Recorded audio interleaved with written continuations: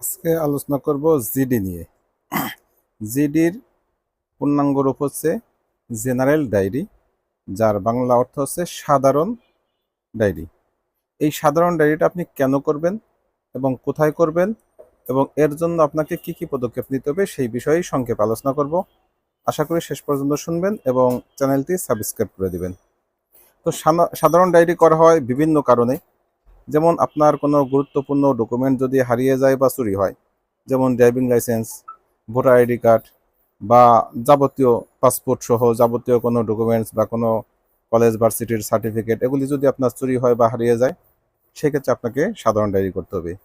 এছাড়া আপনি এমন কোনো অকারেন্স আপনার সাথে সম্ভাবনা তৈরি হয়েছে, সেটা পারিবারিকভাবে হোক বা কোনো সম্পদ নিয়ে হোক, আপনি আশঙ্কা করছেন কেউ আপনার ক্ষতি করবে অথবা কেউ আপনাকে হুমকি দিচ্ছে যে আপনার কোনো ক্ষতি সাধন করবে, অথবা আপনি কারো সাথে সম্পর্ক রিলেশন রাখতে গিয়ে এমন একটা গেরাকলে পড়েছেন, এমন একটি সমস্যায় পড়েছেন যে সমস্যা থেকে উত্তরণের সম্ভাবনা নেই, খুব বিপদগ্রস্ত।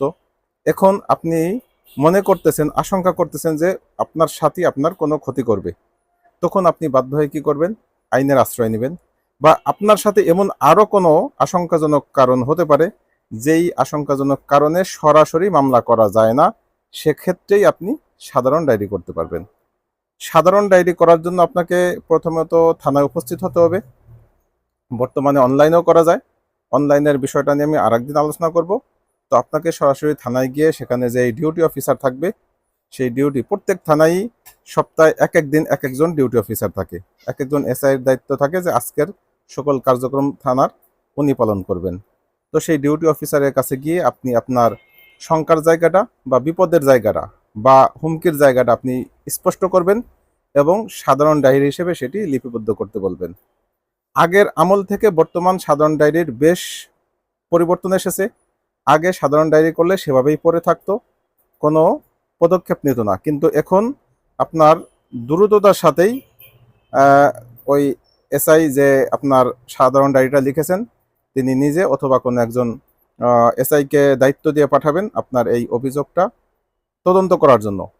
তদন্ত করার পরে যদি মনে হয় যে আপনার অভিযোগটা গুরুতর এবং এখানে আইন শৃঙ্খলা ভঙ্গ হওয়ার সমূহ সম্ভাবনা রয়েছে, তাহলে এই সাধারণ ডায়েরিটাই তারা নিয়মিত মামলা হিসেবে নিয়ে সেটা কোর্টে প্রেরণ করতে পারেন। আর যদি মনে হয় যে না, শুধু তাৎক্ষণিকভাবে তাদেরকে হুঁশিয়ারি করলে বা একটু আলোচনা করলেই বিষয়টা সমাধান হয়ে যাবে, তাহলে সেভাবেই তারা পালন করবেন।